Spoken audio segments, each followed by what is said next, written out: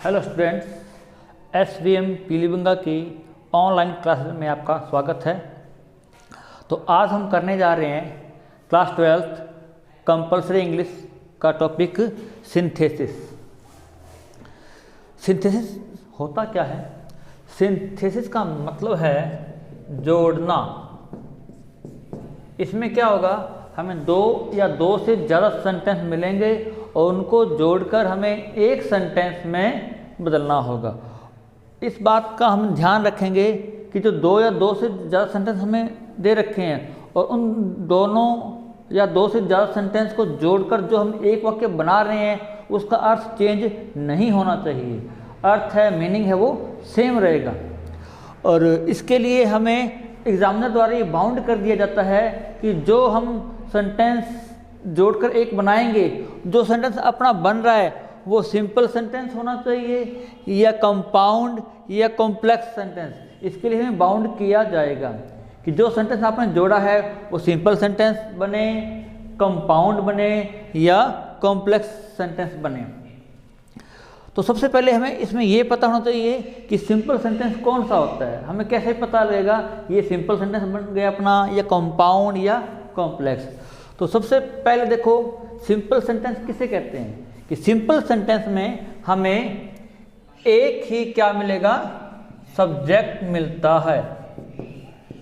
Simple sentence जिसमें एक subject होगा और उसका अपना क्या होगा, प्रेडिकेट, या फिर उसकी एक ही होगी फाइनाइट वर्ब। एक ही सब्जेक्ट, उसकी अपनी फाइनाइट वर्ब या उसका अपना प्रेडिकेट। ये किसमें? सिंपल सेंटेंस में। अब नेक्स्ट देखते हैं कंपाउंड सेंटेंस किसे कहेंगे।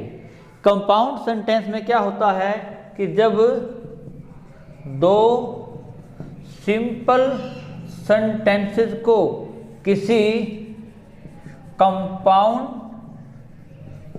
कंजक्शन से जोड़ा जाएगा तो जो सेंटेंस हमारा तैयार होगा उससे हम क्या बोलेंगे, कंपाउंड सेंटेंस। ध्यान रखें कि जब दो सिंपल सेंटेंस को हम किसी कंपाउंड कंजक्शन से जोड़ेंगे, ये ध्यान रखना कि जो कंजक्शन है वो कौन सा अपना, वो कंपाउंड ही होना चाहिए, क्योंकि एक होता है सबऑर्डिनेट कंजक्शन जो कि इसमें अप्लाई होगा। तो कंपाउंड कंजक्शन से जब दो सेंटेंस या दो से ज़्यादा सेंटेंस जोड़ा जाएगा तो हम उसे क्या बोलेंगे, कंपाउंड सेंटेंस। और थर्ड कौन सा है, कॉम्प्लेक्स सेंटेंस। इसमें क्या होगा, हमें दो क्लोज मिलेगी, हमें दो क्लोज मिलेगी और उनमें से एक क्लोज होगी प्रिंसिपल क्लोज और दूसरी होगी सबऑर्डिनेट क्लोज। कहने का मतलब है कि जो सबऑर्डिनेट क्लोज है वो प्रिंसिपल क्लोज पर डिपेंड रहेगी। प्रिंसिपल क्लोज के बिना सबऑर्डिनेट क्लोज का मीनिंग या जो सेंस, वो अर्थ पूरा नहीं होगा। तो इसमें क्या होगा कि दो क्लोज मिलेगी और उनमें से एक होगी प्रिंसिपल क्लोज और दूसरी कौन सी होगी, सबऑर्डिनेट क्लोज। तो एक बार देखो, सिंपल सेंटेंस, कंपाउंड सेंटेंस या कॉम्प्लेक्स सेंटेंस जिसमें बाउंड किया गया है वो सेंटेंस हमारा बनना चाहिए किसमें, सिंथेसिस में। तो सबसे पहले अपने करते हैं सिंपल सेंटेंसेस कि दो या दो से ज़्यादा वाक्यों को जोड़कर हम क्या बनाएंगे, सिंपल सेंटेंस। तो सिंथेसिस में हम सबसे पहले दो या दो से ज़्यादा सेंटेंसेस को जोड़कर सिंपल सेंटेंस कैसे प्रिपेयर करते हैं, कैसे बनाते हैं, वो सीखते हैं। कि सिंपल सेंटेंस बनाने के लिए हमारे पास 7-8 मेथड हैं। इन सभी मेथड्स का यूज़ करके हम सिंपल सेंटेंस प्रिपेयर कर सकते हैं। तो सबसे पहले देखो, यूज़ ऑफ पार्टिसिपल्स, कि पार्टिसिपल्स का यूज़ करके हम सिंपल सेंटेंस बना सकते हैं। इसके अलावा नेक्स्ट क्या है, यूज़ ऑफ इन्फिनिटिव। किसका यूज करके, इन्फिनेटिव का यूज करके भी हम सिंपल सेंटेंस प्रिपेयर कर सकते हैं। थर्ड क्या है, नॉमिनेटिव ऑब्सोल्यूट के द्वारा भी सिंपल सेंटेंस बनाया जा सकता है। नेक्स्ट, नाउन और फ्रेज इन अपोजिशन। नाउन और फ्रेज इन अपोजिशन का यूज करके दो या दो से ज़्यादा सेंटेंसेस को जोड़कर सिंपल सेंटेंस बनाया जा सकता है।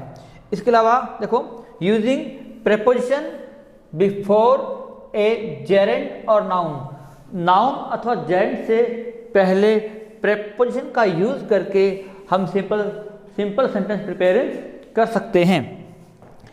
इसके अलावा next, use of adjectives. Adjective का यूज करके भी सिंपल सेंटेंस बनाया जा सकता है। और इसके अलावा यूज ऑफ एडवर्ब और एडवर्बियल फ्रेज।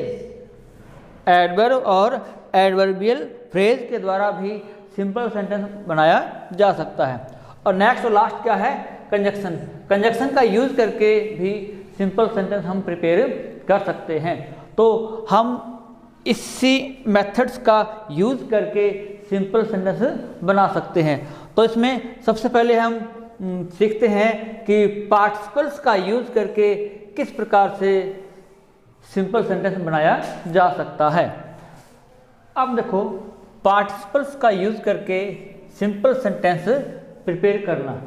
तो पार्टिसिपल्स तीन होते हैं।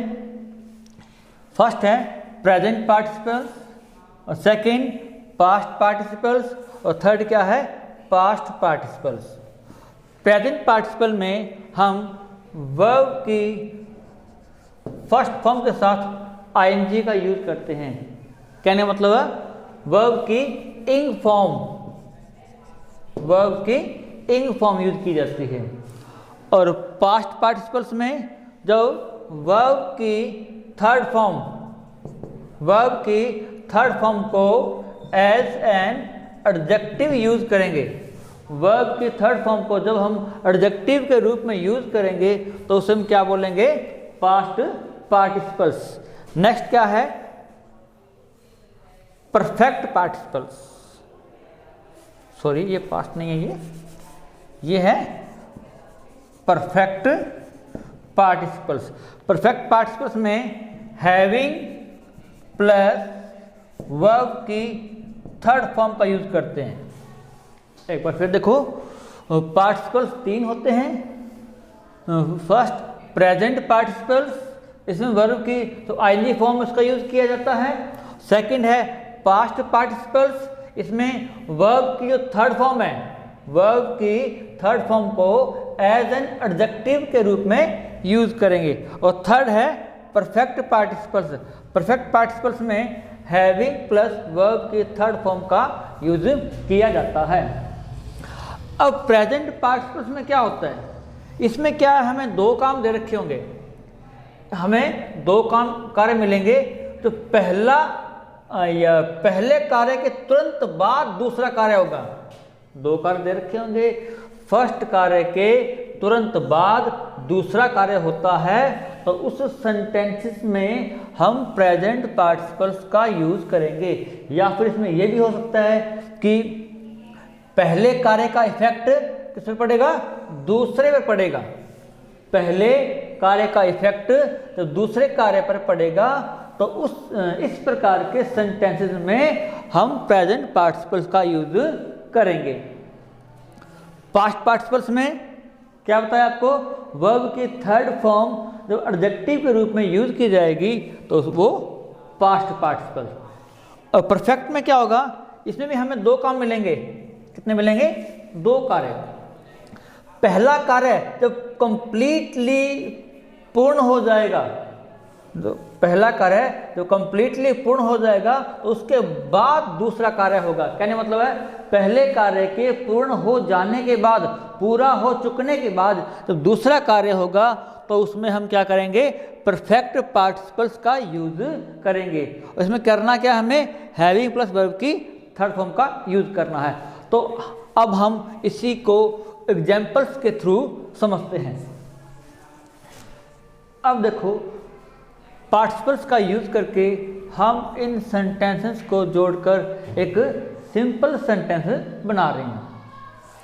तो first of all, the thief so the police he rain away, कि चोर ने पुलिस को देखा, ही रेन अवे वह भाग गया। तो पार्टिसिपल्स तीन हैं, तीनों देखते हैं कौन सा अप्लाई हो रहा है कि चोर ने पुलिस को देखा, ही रेन अवे। कहने का मतलब है जैसे ही देखा चोर ने पुलिस को, क्या हुआ, उसका रिजल्ट क्या आया, वो भाग गया। या फिर पहले कार्य का इफेक्ट किस पर पड़ा, दूसरे पर। ही रेन अवे, चोर भाग गया। भागा क्यों है, उसका कारण क्या, रीजन क्या उसका, कि उसने, चोर ने क्या किया, पुलिस को देखा। तो जो पहले कार्य का इफेक्ट दूसरे पर पड़े या एक कार्य के तुरंत बाद दूसरा कार्य हो, तो उसमें हम क्या करते हैं, प्रेजेंट पार्टिसिपल्स का यूज करते हैं। और प्रेजेंट पार्टिसिपल्स में होता क्या है कि वर्ब की फॉर्म, जो फर्स्ट फॉर्म है उसमें आईएनजी का यूज करेंगे। किसका, आईएनजी का। इन फॉर्म मीन्स मतलब कि, अब देखो पहला कार्य कौन सा हुआ कि चोर ने पुलिस को देखा, चोर ने पुलिस को देखा। तो इसमें हम क्या करेंगे, आईएनजी फॉर्म लगाएंगे। और एक बात और ध्यान दें, दोनों में सब्जेक्ट क्या है, सेम है। दोनों में सब्जेक्ट क्या है, सेम है। तो फर्स्ट सब्जेक्ट को हम क्या करेंगे, हटा देंगे, और इसकी जो वर्ब है उसमें हम क्या करेंगे, आईएनजी लगाएंगे। हालांकि सो ये सेकंड फॉर्म है और जो आईएनजी है वो हमेशा फर्स्ट फॉर्म में लगती है। तो इसकी फर्स्ट फॉर्म क्या है, सी। इसमें क्या करेंगे, आईएनजी जोड़ देंगे, क्या बन जाएगा, seeing the police, seeing the police, he ran away. He कौन है, द थीफ है। तो क्या करेंगे, seeing the police, the thief ran away. तो ये बनेगा हमारा कंबाइनिंग सेंटेंस। इसका मतलब क्या है, चोर ने पुलिस को देखा, ही रैन अवे, वह भाग गया। Seeing the police, the thief ran away. चोर को देखते ही, सॉरी, पुलिस को देखते ही चोर भाग गया। अब नेक्स्ट देखो, she was thirsty, she took water. वह प्यासी थी, उसने पानी पिया। पानी क्यों पिया, कारण क्या है, उसका थर्स्टी होना, मतलब थर्स्टी होने के कारण ही उसने क्या किया, पानी पिया। तो पहले कार्य का इफेक्ट दूसरे पर पड़ रहा है या पहले कार्य के तुरंत बाद दूसरा कार्य हो रहा है, तो क्या करेंगे, प्रेजेंट पार्टिसिपल का ही यूज करेंगे। अब इसमें देखो वर्ब के आपके पास वॉज, और वॉज किसका रूप है, बी का रूप है, क्योंकि वॉज में आईएनजी नहीं लगता। वॉज किसका रूप है, बी का रूप है। तो क्या करेंगे, हम बी में आईएनजी लगाएंगे, क्या बन जाएगा, बीइंग। इसमें भी क्या, सब्जेक्ट दोनों का सेम है, तो फर्स्ट सब्जेक्ट को हम हटा देंगे। Being thirsty, she took water. तो क्या बनेगा, being thirsty she took water.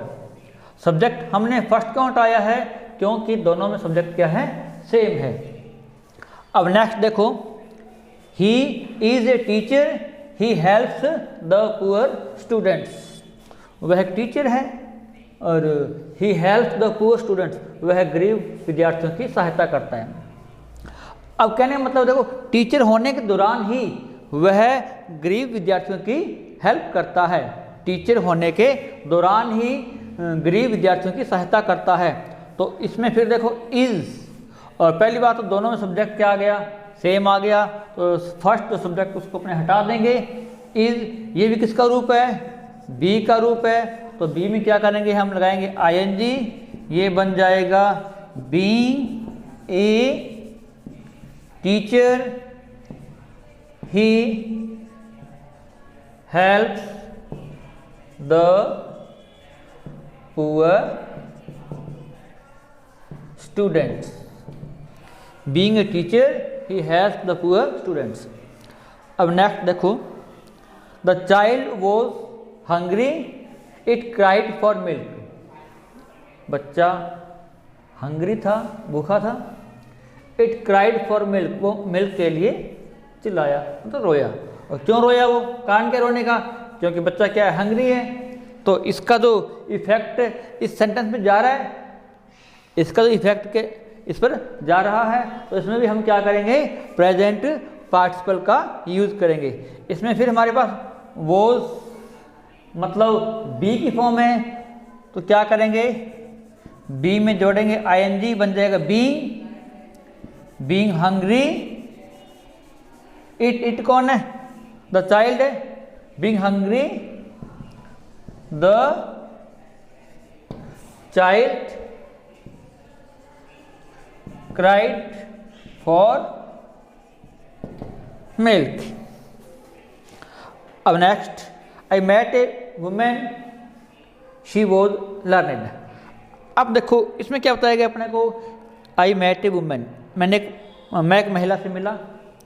She was learned, इसमें ऐसा कुछ नहीं है कि एक कार्य के तुरंत बाद दूसरा कार्य हो रहा हो, या पहले का इफेक्ट दूसरे काम पे पड़ रहा हो, या हम कहें कि एक कार्य के पूरा हो चुकने के बाद दूसरा कार्य हो। देखो इसमें क्या बताया गया है, मैं एक महिला से मिला, शी वॉज लर्नेड, वह लर्नेड थी। लर्नेड कौन है, इस महिला के लिए आ रहा है, वुमेन के लिए।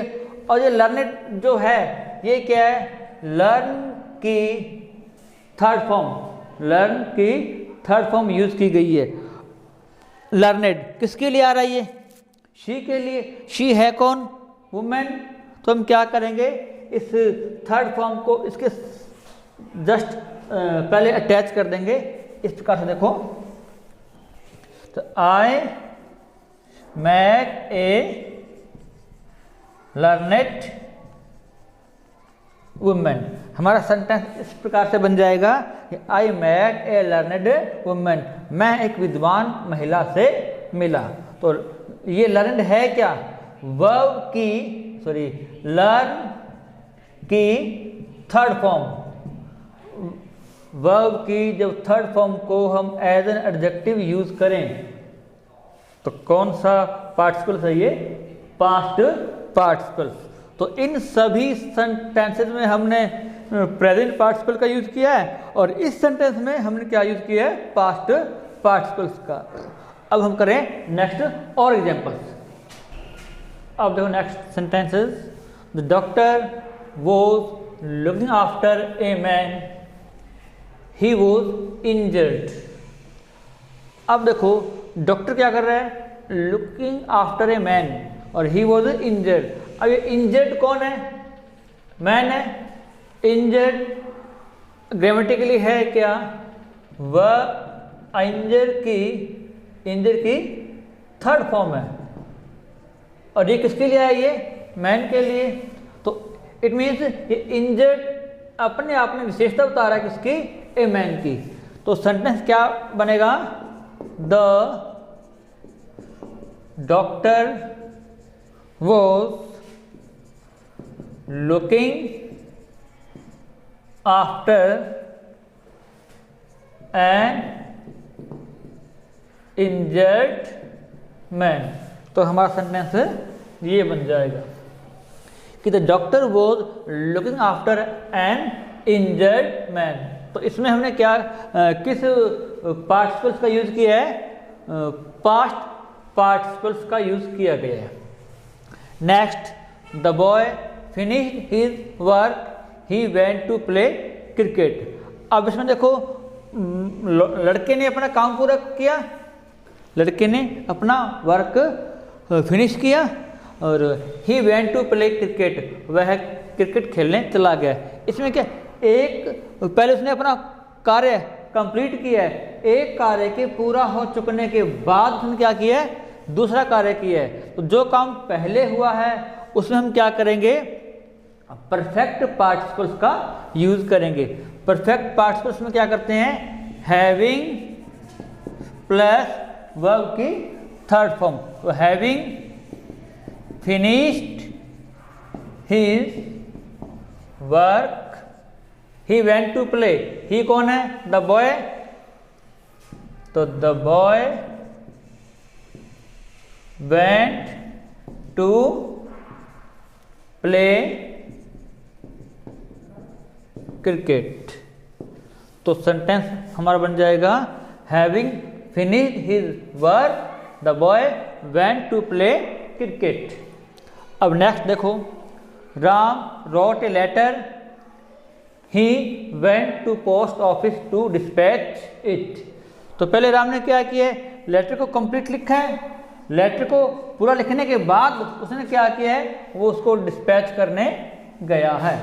तो एक कार्य के पूरा हो चुकने के बाद हम क्या कर रहे हैं, दूसरा कार्य कर रहे हैं। तो इसमें भी हम क्या करेंगे, परफेक्ट पार्टिसिपल का यूज करेंगे। तो इसमें वर्ब क्या हमारे पास, रोट, तो ये बन जाएगा हैविंग, रोट की third form written, having written a letter he है कौन, राम, तो क्या आ जाएगा, having written a letter Ram went to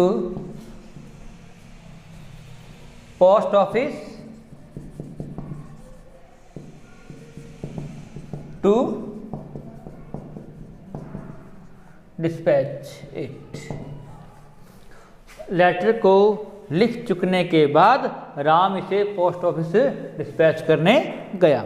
next देखो, I saw a girl she was playing chess.